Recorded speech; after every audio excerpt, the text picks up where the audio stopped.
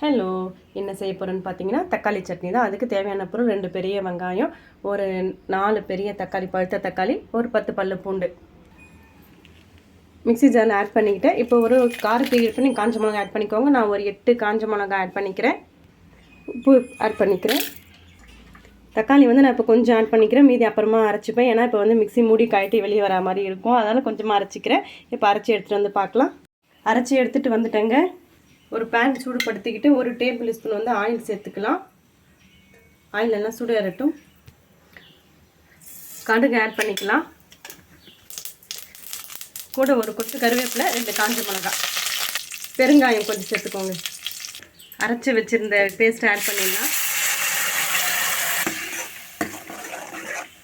கூடவே தண்ணி நிறைய ஆட் பண்ணிக்கோங்க. இதெல்லாம் தண்ணியாக இருக்கணும். அதனால் நான் பார்த்தீங்கன்னா ஒரு சொம்பு ஒரு 200 இருக்கும் தண்ணி, அந்த அளவுக்கு ஆட் பண்ணிக்கிறேன்.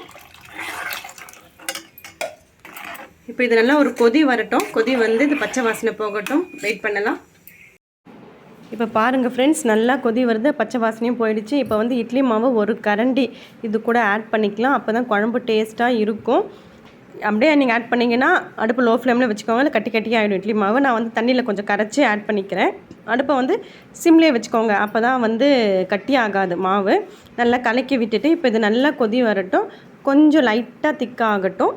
பாருங்கள், சரியான பதம் வந்துடுச்சு. இப்போ வந்து கொத்தமல்லி கருவேப்பிலை மேலே அப்பெல்லாம் தூவி விட்டுலாம். நம்மளுடைய சாம்பார் ரெடி ஆகிடுச்சு. இப்போ வந்து சூடான இட்லி கூட வந்து நாங்கள் சாப்பிட போகிறோம். இது தோசை இட்லி கூட சாப்பிட்டீங்கன்னா ரொம்பவே டேஸ்ட்டாக இருக்கும். கண்டிப்பாக நீங்கள் ட்ரை பண்ணி பாருங்கள். தக்காளி வந்து புளிப்பாக இருந்ததுன்னா கொஞ்சம் மிளகா அதிகமாக வச்சுக்கோங்க, அப்போ தான் சரியாக இருக்கும்.